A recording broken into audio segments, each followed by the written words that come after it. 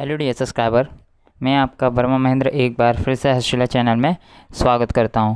जैसे कि हम लोग पिछले वीडियो में देख चुके हैं कि हम लोगों ने कक्षा 6 चैप्टर नंबर 8 नपा तुला धुआं जिसके बारे में हमने चर्चा की थी, जो कि कृष्णदेव राय के राजमहल की बात थी, जिसमें कि तेनाली रामा जो महामंत्री थे उनसे एक टास्क रखा जाता है, जो कंप्लीट कर सके वही महामंत्री माना जाएगा। ऐसी कुछ कहानी थी। ठीक है, तो अब बात करते हैं पार्ट 9 आप भले तो जग भला, जो कि इस सेमेस्टर का ये लास्ट पार्ट है।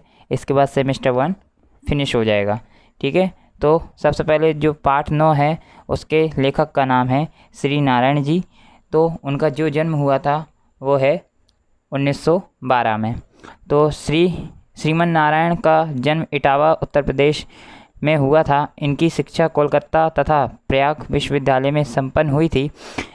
इन्हें गांधी जी के आर्थिक सिद्धांतों का विशेषज्ञ माना जाता है। आप भारत सरकार के योजना आयोग के सदस्य एवं गुजरात प्रांत के राज्यपाल भी रह चुके हैं। आपकी प्रमुख रचनाएं दोटी का राग एवं मानव हैं। तो हम जान सकते हैं कि ये जो लेखक हैं श्रीमन नारायण जी, जो कि इटावा उत्तर प्रदेश में रहने वाले थे, और जो कि इनकी शिक्षा है प्रयागराज मतलब इलाहाबाद में इनकी कंप्लीट हुई है, इलाहाबाद और कोलकाता में। जो कि आप लोग जानते हैं कि गांधी जी के आर्थिक सिद्धांत मतलब जो भी गांधी जी की रचनाएं या तो जो भी सिद्धांत है उनके विशेषज्ञ इनको मतलब इनके रचयिता या माना जाता है। तो इन्होंने क्या है गुजरात के ये प्रांत के राज्यपाल भी रह चुके हैं और योजना आयोग के सदस्य भी रह चुके हैं। तो जो उनकी प्रमुख रचनाएं हैं वो हुर्री रोटी का राग एवं मानव। इस पाठ में लेखक ने कहा है कि हमें केवल अपने ही संतुष्ट नहीं होना चाहिए, हमें दूसरों के विचारों भी सम्मान करना चाहिए, दूसरे के विचारों का भी सम्मान करना चाहिए। यदि हम दूसरे के साथ अच्छा व्यवहार करेंगे तो हमें भी अच्छा व्यवहार ही मिलेगा। ये कहानी के माध्यम से बताना चाहते हैं श्रीमन नारायण जी। तो एक कहानी है, अब स्टार्ट होती है। एक विशाल कांच के महल में न जाने किधर से एक भटका हुआ कुत्ता घुस गया। हजारों कांच के टुकड़े अपनी शक्ल देखकर वह चौंक गया। उसने जिधर नज़र डाली उधर ही हजारों कुत्ते दिखाई दिए। वह समझा कि जब ये उस पर टूट पड़ेंगे तो उसे मार डालेंगे। अपनी शान दिखाने के लिए वह भौंकने लगा। उसे अभी कुत्ते भौंकते हुए दिखाई पड़े। उसकी आवाज़ ही प्रतिध्वनि उसके कानों में ज़ोर ज़ोर से आती। उसका दिल धड़कने लगा। वह और ज़ोर से भौंका। सब कुत्ते भी अधिक ज़ोर से भौंकते दिखाई दिए। आखिर वह उन कुत्तों पर झपटा, वे भी उस पर झपटे। बेचारा ज़ोर ज़ोर से उछला, कूदा, भौंका, चिल्लाया। अंत में गस खाकर गिर पड़ा। कहने का मतलब क्या है, एक विशाल कांच का महल था जिसके अंदर कुत्ते ने अपनी शक्ल देख ली थी। जो कि आप लोगों ने शेर वाली कहानी सुनी होगी, जो कि वो पानी में देखता है, पर इन्होंने कांच में देख ली थी। तो उसको क्या है ऐसा लगा कि बहुत सारे कुत्ते उसके सामने हैं, जिससे वो भौंका, चिल्लाया। तो उसने क्या है बहुत ज़ोर ज़बरदस्ती की, पर उसको समझ में नहीं आया कि मेरी परछाई हैं, और वो चक्कर खाकर गिर पड़ा। कुछ देर बाद उसी महल में एक दूसरा कुत्ता आया। उसको भी हजारों कुत्ते दिखाई दिए। वह डरा नहीं, प्यार से उसने अपनी दुम हिलाई। सभी कुत्तों को दुम हिलाते हुए दिखाई दी। वह खुश हुआ और कुत्ते की ओर अपनी पूंछ हिलाता बढ़ा। सभी कुत्ते उसकी ओर दुम हिलाते बढ़े। वह प्रसन्नता से उछला, कूदा, अपनी ही छाया से खेला, खुश हुआ और पूंछ हिलाते हुए बाहर चला गया। जब मैं अपने मित्र को हमेशा परेशान, नाराज, चिड़चिड़ाते देखता हूँ, तब इसी किस्से का स्मरण हो जाता है। मैं उनकी मिसाल भौंकने वाले कुत्ते से नहीं देना चाहता, यह तो बड़ी अशिष्टता होगी, पर इस कहानी से वे चाहें तो सब कुछ ज़रूर सीख सकते हैं। दुनिया कांच के महल जैसी है, अपने स्वभाव की छाया ही उस पर पड़ती है। आप भले तो जग भला, आप बुरे तो जग बुरा। अगर आप प्रसन्नचित्त रहते हैं तो दूसरों के दोषों को न देखकर उनके गुणों की ओर ध्यान देते हैं, तो दुनिया भी आपसे नम्रता और प्रेम का बर्ताव करेगी। अगर आप हमेशा लोगों के ऐबों की ओर देखते हैं तो उन्हें अपना शत्रु समझते हैं और उनकी ओर भौंका करते हैं, तो फिर भी क्यों ना आपकी ओर गुस्से से दौड़ेंगे। अंग्रेजी में एक कहावत है कि अगर आप हंसेंगे तो दुनिया आपके साथ देगी, पर अगर आपको गुस्सा होना हो और रोना हो तो दुनिया से दूर किसी जंगल में चले जाना ही हितकारक होगा। कहने का मतलब ये है कि एक हमारा मनोविज्ञान ये कहता है कि अगर आप किसी के बारे में अच्छा सोचते हैं तो जो आपको रिजल्ट मिलने वाला है सामने वाले से वो भी आपको अच्छा मिलेगा। अगर आप सामने वाले से आशा रखते हैं बुरे की तो आपको उससे भी बुराई मिलेगा और आपका भी बुराई मिलेगा। वो कहते नहीं हैं बोया पेड़ बबूल का आम कहाँ से पाए, बस वही कहावत का कहने का मतलब होता है। कहें तो एक प्रकार से उन्होंने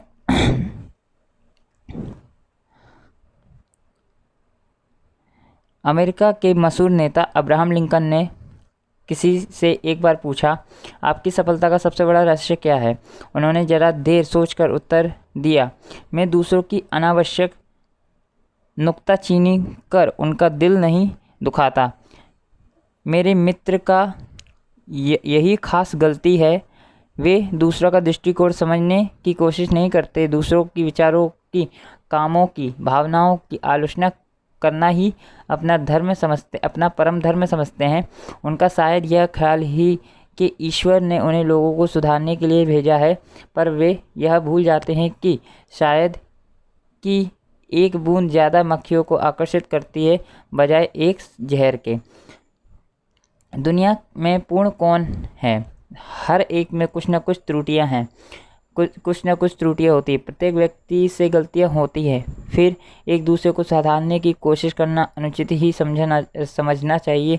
जैसा ईशा ने कहा था, लोग दूसरों की आंखों का तिनका तो देखते हैं पर अपनी आंख के सहतीर को नहीं देखते। दूसरों को सीख देना तो बहुत आसान काम है, अपने ही आदर्शों पर स्वयं अमल करना कठिन है।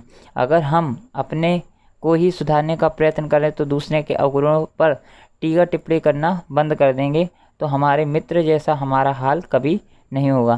कहने का मतलब ये है, लेखक जी ये कहना चाहते हैं कि दूसरों की गलतियों को ढूंढने से पहले आप अपनी गलतियों को ढूंढें तो आपको दूसरों की जो भी उनके कारण हैं उन पर आपको टीका टिप्पणी मतलब आपको उनके बारे में कुछ कहना नहीं पड़ेगा। आपको उनकी अच्छाई और सच्चाई सब कुछ समझ में आ जाएगी।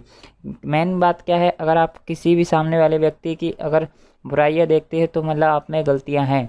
आपको बुराई नहीं देखनी है, सामने वालों की अच्छाई भी देखनी चाहिए। कहने का मतलब लेखक जी ये चाहते हैं। जब सरदार पृथ्वी सिंह ने हिंसा का मार्ग त्याग कर अपने को बापू के सामने अर्पण कर दिया, बापू को बहुत खुशी और संतोष हुआ। पर बापू जहाँ प्रेम और सहानुभूति की मूर्ति थे वहाँ बड़े परीक्षक भी थे। कुछ दिनों बाद उन्होंने पृथ्वी सिंह से कहा, सरदार साहब, अगर आप सेवाग्राम में आकर मेरे आश्रम में रह सकें तभी मैं समझूंगा कि आपने अहिंसा का पाठ सचमुच सीख लिया है।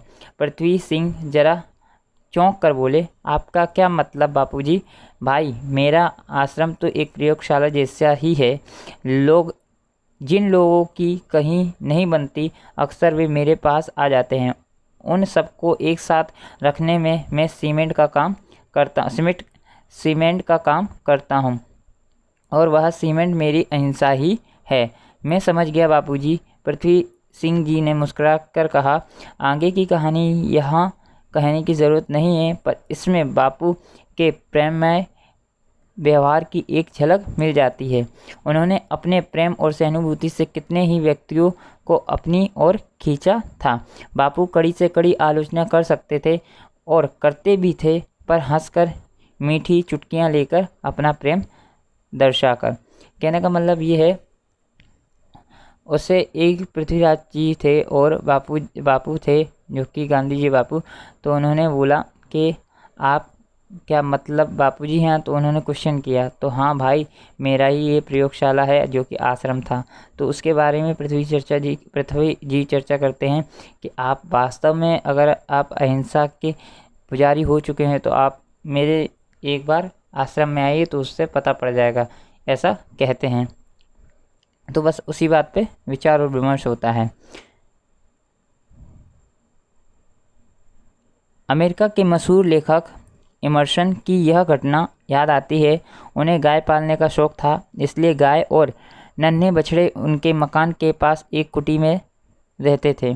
एक बार जोर की बारिश आने लगी, तभी सभी गाय तो झोपड़े के अंदर चली गई, पर एक बछड़ा बाहर ही रह गया। इमर्सन और उनका लड़का दोनों मिलकर उस बछड़े को पकड़कर खींचने लगे कि वह कुटी में चली जाए, पर ज्यों-ज्यों उन्होंने जोर से खींचना शुरू किया, त्यों-त्यों वह बछड़ा भी सारी ताकत लगाकर पीछे हटने लगा। बेचारा इमर्सन बड़े परेशान हुए। इतने में उनकी बूढ़ी नौकरानी उधर से निकली। जैसे ही उसने यह तमाशा देखा, वह दौड़ी अपना अंगूठा बछड़े के मुंह में प्यार से डालकर उसे झोपड़ी के तरफ ले जाने लगी। बछड़ा चुपचाप कुटी के अंदर चला गया। वह अनपढ़ नौकरानी किताबें और कविताएं लिखना नहीं जानती थी, पर व्यवहार कुशल, आवश्यक, और जब जानवर भी प्रेम की भाषा समझते हैं तो फिर मनुष्य क्यों कर ना समझेंगे। तो कहने का मतलब ये है, जो प्रेम की भाषा है वो प्राणी तब समझ जाते हैं, तो मनुष्य क्यों नहीं समझेंगे, ऐसा लेखक जी कहना चाहते थे। तब कोई भी चीज़ प्यार से हो सकती है, तो क्यों उसके साथ जोर जबरदस्ती करना, ऐसा लेखक जी कहते हैं। कल हमारे मित्र का रसोइया बिना खबर दिए ही चला गया। बेचारा करता भी क्या, सुबह से शाम तक उसको महाशय की डांट खानी पड़ती थी। तूने आज दाल बिल्कुल बिगाड़ दी, उसमें बहुत नमक डाल दिया। अरे बेवकूफ़, तूने साग में नमक ही नमक डाल दिया। यह जला रोटी कौन खाएगा रे, यह जली रोटी कौन खाएगा रे। आदि की छड़ी लगी रहती ही। जब कोई चीज़ जरा भी बिगड़ जाती तब तो उसे दिल खोल कर डांटा जाता, पर जब अच्छा भोजन बनाने पर भी तारीफ़ के 2 शब्द ना बोले जाते, वाह, तारीफ़ कर देने से उसका दिमाग चढ़ जाएगा। मेरे मित्र कहते थे, ठीक है, वह भी आदमी है, उसके पास भी दिल है। बेचारा कुछ रुपये का नौकर यंत्र नहीं बन सकता। तंग आकर भाग जाने के सिवाय और क्या चारा था। कहना सही है, किसी की आप अगर ज़्यादा से ज़्यादा बुराई भी देखते हो तो कम से कम उसकी, अगर अच्छे काम होते तो उसकी कम से कम अच्छाई तो देखो। ये नहीं कहते हैं कि उसकी अच्छाई को छोड़कर उसकी बुराई देखो, पर जो अच्छे काम कर रहे हो उसकी अच्छाई भी देखो। ये कहना चाहते हैं लेखक जी। कहने का मतलब यह है कि उनकी किसी से नहीं बनती, ना मित्रों से, ना ऑफिस के कर्मचारियों से, और ना घर के नौकरों से। उस पर ही मज़ा यह है कि वे अपनी ज़िंदगी और विचारों से पूरी तरह संतुष्ट हैं। वे मानते हैं कि उनका जीवन, आचार और विचार आदर्श है। दूसरे लोग जो उनका सम्मान नहीं करते वे मूर्ख हैं।